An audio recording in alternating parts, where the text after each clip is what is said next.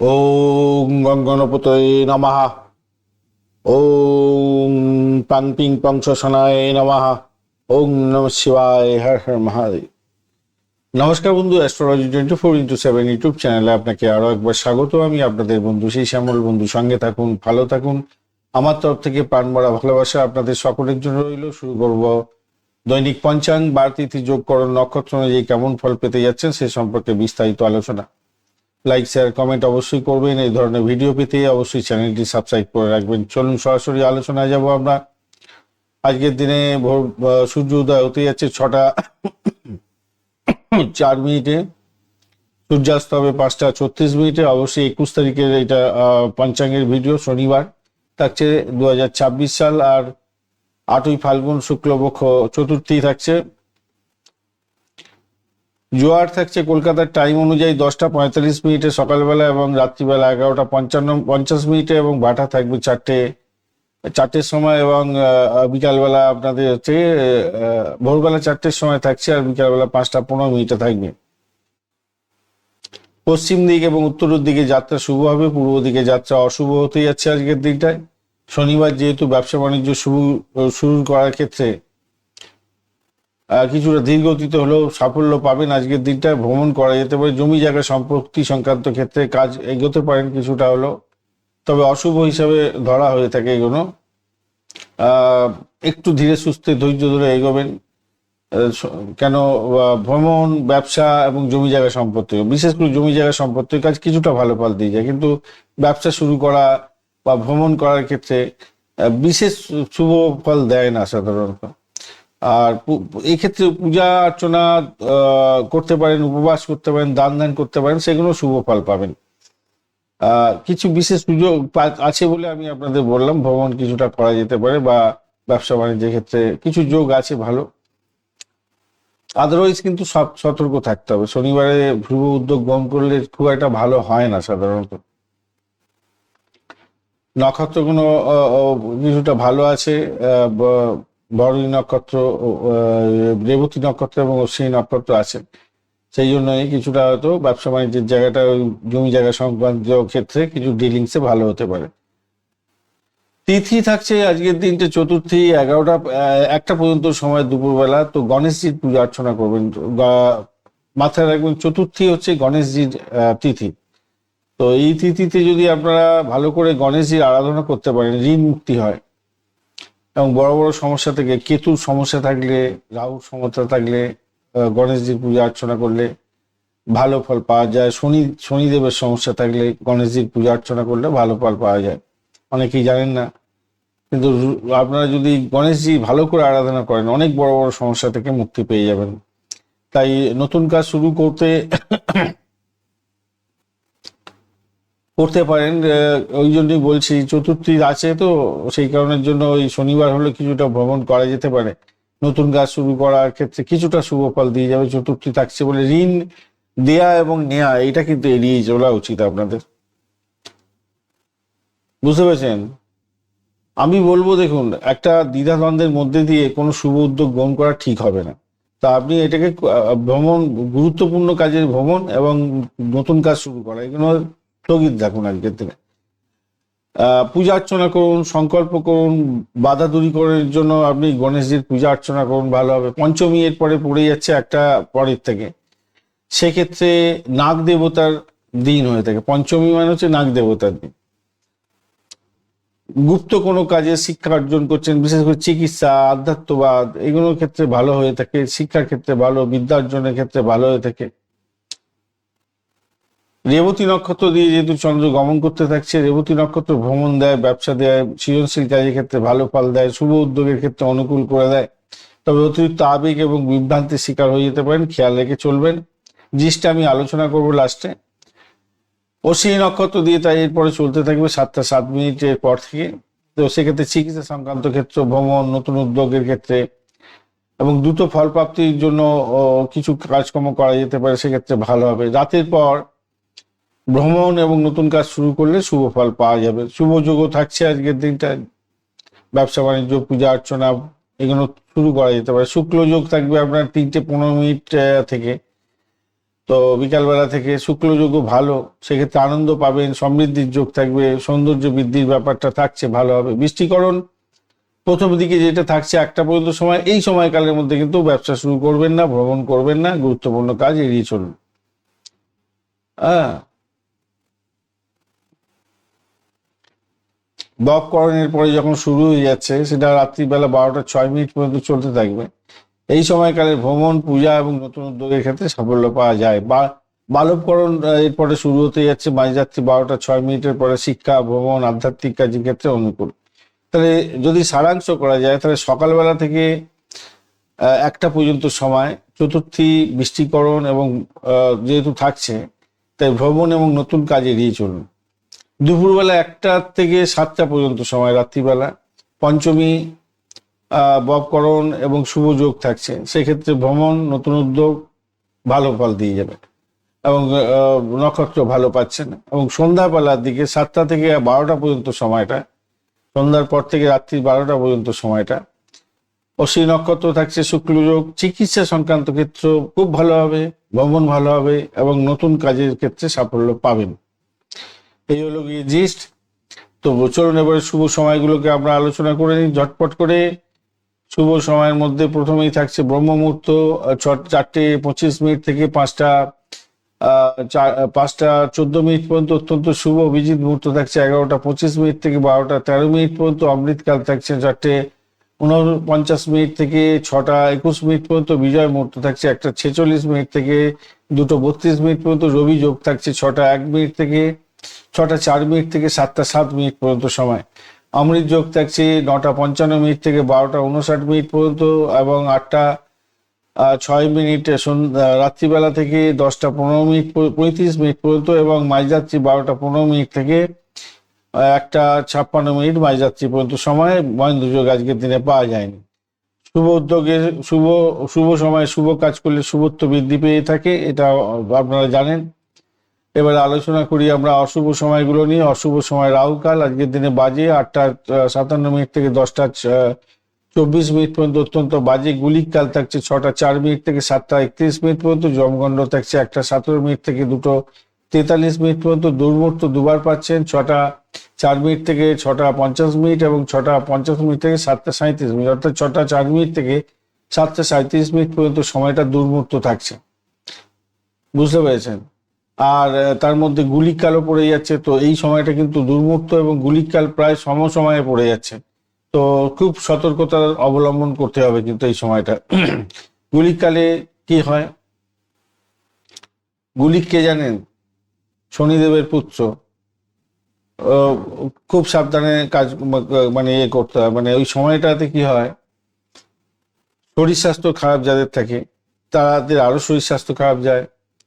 যারা ধরুন হঠকারী সিদ্ধান্ত নেয়, তাদের ক্ষেত্রে হঠকারী সিদ্ধান্ত আরো বেশি করে নেওয়াবে, ভুলভ্রান্তি স্বীকার করিয়ে দেবে, একদম বাজে অবস্থা।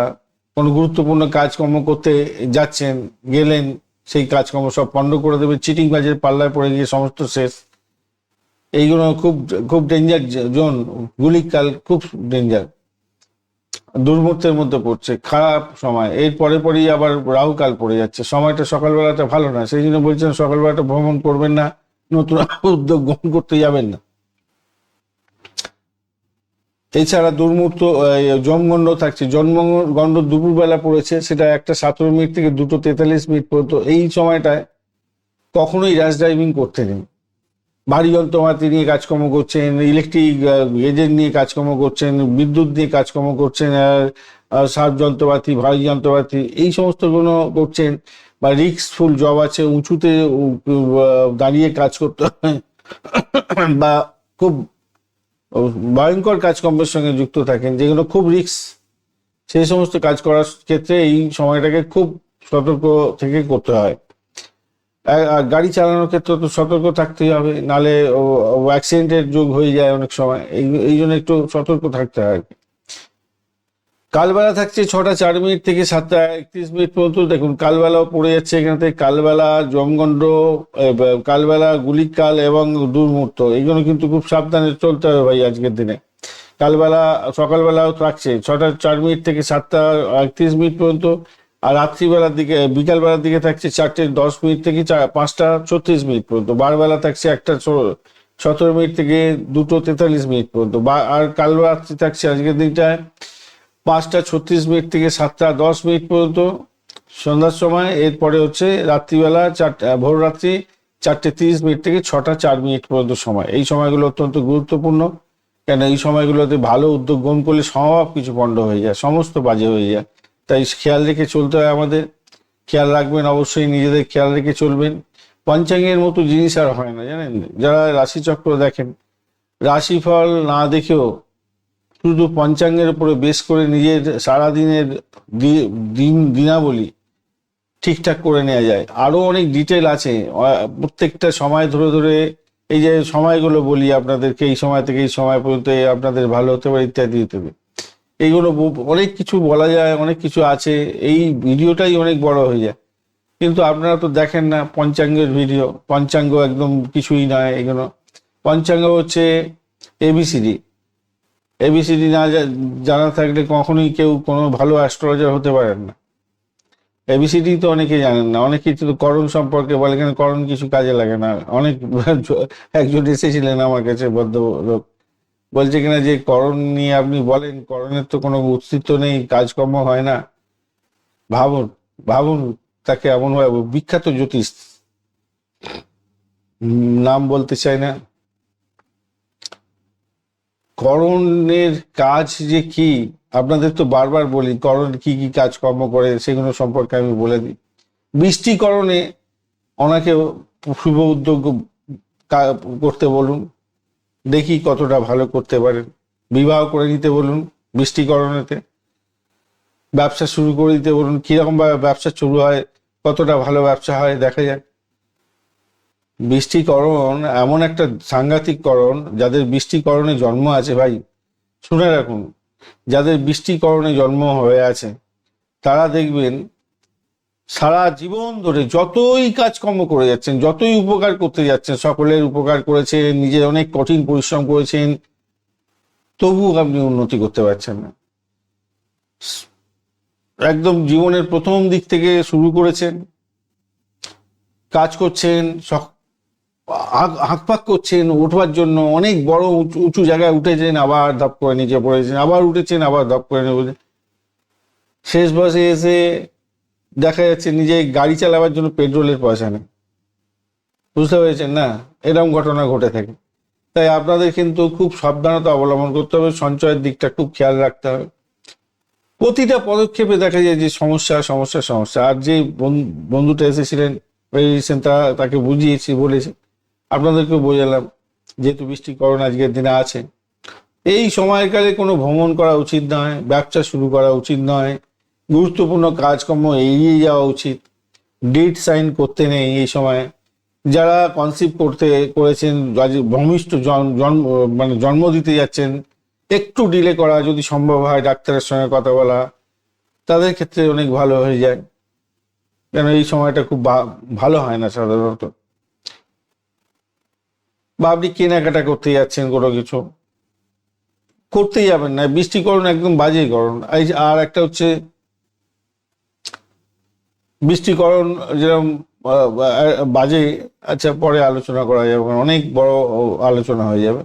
চলুন এখনকার মতো এখানে রাখলাম, পরে আরো আপনারা তো শোনেন না, সেই জন্য পঞ্চাঙ্গে বেশি সময় দিতে পারি না, সময় দিতে ভালো লাগে না। আপনারা না দেখলে শুনলে না জানলে আর কি হবে। একটা এটা তো আমার এই অনুষ্ঠান শিক্ষামূলক অনুষ্ঠান, আপনাকে ভুজুং ভাজুং দিয়ে উল্টো পাল্টা কথা বলে আপনার মন জয় করার জন্য নয়। সেই জন্য হয়তো অনেকে দেখেন না, একটু কঠিন কঠোর রূঢ় ভাষা হয়তো প্রয়োগ করা হয়ে যায়, সেই জন্য হয়তো আপনারা দেখেন না। কিন্তু এইটার মতো মধু আর কিছুতে নেই, বুঝতে পেরেছেন। আর যারা বেশ কিছুদিন ধরে আমাকে ফলো আপ করছেন, জ্যোতিষ বন্ধু যারা আছেন, মানে জ্যোতিষ শাস্ত্র নিয়ে যারা অধ্যয়ন করছেন, ইন্টারেস্ট আছে, তারা তো জ্যোতিষ শিখেই যাবেন। আমি তো অনেক কিছু জিনিস আপনাদের জানিয়ে দিই যেগুলো আজ পর্যন্ত রিভিল করা হতো না, কেউ কোনোদিনও বলতো না।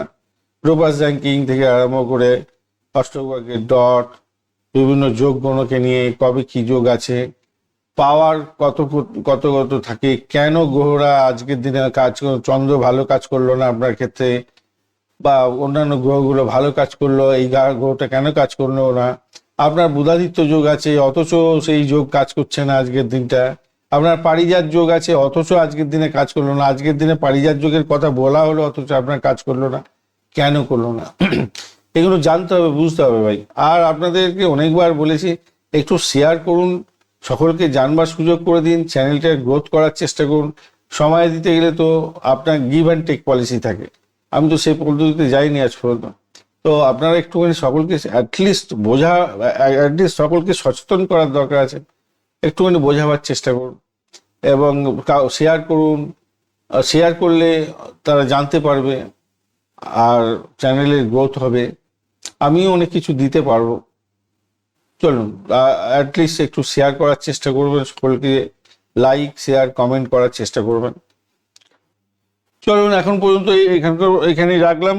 আর ভিডিও তো দিতে একটু দেরি হয়েই যাচ্ছে, বিভিন্ন কাজের মধ্যে আপনাদের দেখা, আপনাদেরকে কনসালটেন্সি দেওয়া, তারপর মাঝেও ভিডিওটা করা একটু সময়ের সাপেক্ষ ব্যাপার হয়ে যায়। সেই কারণের জন্য ভিডিও নিয়মিত হয়তো আপনারা একটা নির্দিষ্ট সময় পান না, কিন্তু প্রত্যেক দিনই পান। আর যেদিনকে গুরুত্বপূর্ণ পূজা অর্চনা থাকে, গুরুত্বপূর্ণ কাজ থাকে, তার পরের দিন কি আর সম্ভব হয়? যেমন আগে দুদিন পূজা অর্চনের ব্যাপার থাকে, সারা দিন রাতের ব্যাপার থাকে, তারপরে ভিডিও করা তো সম্ভব হয় না। এর জন্য তো আমি দুঃখিত। কিন্তু যাদের এই ইউটিউবে ভিডিও দিয়েই অর্থ ইনকামের ব্যাপার থাকে, তাদের ক্ষেত্রে হয়তো সম্ভব। আর জ্যোতিষ ব্যক্তিত্ব যত প্রত্যেকদিন এরকমভাবে ভিডিও দেওয়াটা একটা ব্যাপার, বিশেষ করে দৈনিক রাশিফল। আর অন্যান্য ভিডিও তৈরি করে রাখা হলো, যে কোনো একটা সময় ছেড়ে দেওয়া হলো, সেটা অনেক কিছু ক্যালকুলেশনের ব্যাপার থাকে। ভুজুং ভাজুং দিয়ে আপনাদেরকে কি লাভ হবে? লাভ কি কিছু হবে? হ্যাঁ, অনেকে আমাকে অনেক বাজে বাজে কথা বলেন বটে, কিন্তু আপনি বাস্তবটা সম্পর্কে একটু ধ্যান দিয়ে চলুন, দেখুন, বোঝার চেষ্টা করুন। একবার বাজে মন্তব্য করার আগে একবার বোঝার চেষ্টা করবেন। যারা আমাকে ফলো আপ করেন প্রত্যেকদিন, তারা নিশ্চিতভাবে, আমি তো নিশ্চিত, আপনারা অনেকেই এই ভিডিও থেকে রসকস পান। পঞ্চাঙ্গ যারা দেখেন, পঞ্চাঙ্গের ভিডিও না দেখলে তারা ঘুমাতে পারবেন না। যারা ব্যবসায়িক বন্ধু আছেন, একজন আমার বিদেশি অনেক বন্ধুই আছেন যারা বিদেশ থেকে পরের দিনকে পর্যন্ত পঞ্চাঙ্গ দেখেন, বুঝেছেন? কেন লন্ডন, ইউএসএ, এই সমস্ত জায়গায় তো আমাদের দিনটা যখন শেষ হচ্ছে তখন দিন শুরু হয়ে যাচ্ছে। তারা প্রত্যেক দিন লাইক শেয়ার করেন, মন্তব্য লেখেন। যাই হোক, চলুন, অনেকে হোয়াটসঅ্যাপ করেন। আচ্ছা, আর একটা জিনিস আপনাদের সামনে বলে দিই, চেম্বার কিন্তু এখন রিনোভেট হচ্ছে, অর্থাৎ চেম্বারেতে আপনারা আসলে এখন সময় পাবেন না, অ্যাটলিস্ট 3 মাসের আগে আপনারা সময় পাবেন না, বুকিং আছে। যারা অনলাইনেতে কনসালটেন্সি নিতে চাইছেন, তারা যোগাযোগ করবেন, তাদেরকে সময় দেওয়ার জন্য চেষ্টা করা হবে দ্রুত। অবশ্যই করে অনলাইনেতে আপনারা পাবেন। অনলাইন আর অফলাইন একই ব্যাপার, আপনি শুধু ওখানেতে আপনাকে কাছাকাছি কথা বলছেন, এখানে অনলাইনেতে আপনি ভিডিও কনফারেন্সের মাধ্যমে সমস্ত কিছু জানতে পারবেন এবং আপনাদের নথিপত্র সমস্ত গোপনীয়তা বজায় রেখেই সমস্ত কাজকর্ম হবে, মানে ভিডিও কনফারেন্স হবে। তাই সেটা নিয়ে টেনশনের কোনো ব্যাপার নেই। যেরকমভাবে অনলাইনেতে বুকিং করার পদ্ধতি যেটা আপনারা করে আসছেন, সেটা বরাবরই এরকম ধরনেরই আছে। কোনোদিনও আজ পর্যন্ত আমি কোনোদিনও আপনাদের থেকে নগদ অর্থ হাতে নিই না, আপনারা জানেন। এই নগদ অর্থ হাতে নেওয়া হয় না, আপনাদের অনলাইনেই বুকিং করতে হবে। বরাবরের জন্য করে এসছেন, অনলাইনে বুকিং করে তারপরে আপনারা আমার সঙ্গে কনসালটেন্সি করতে পারবেন। এছাড়া কিন্তু সম্ভব নয়। রিকোয়েস্ট করবেন না আপনাকে হাতে গিয়ে টাকা দিয়ে দেবো, এটা রিকোয়েস্ট করবেন না, পারবো না। এটা বরাবর প্রথম থেকে আরম্ভ করা হয়েছে একই জিনিস, এটাকে আপনাদের মেনে চলতে হবে ভাই। চলুন এখনকার মতো রাখি, পরে আবার পরের ভিডিওর জন্য আপনারা অপেক্ষা করুন।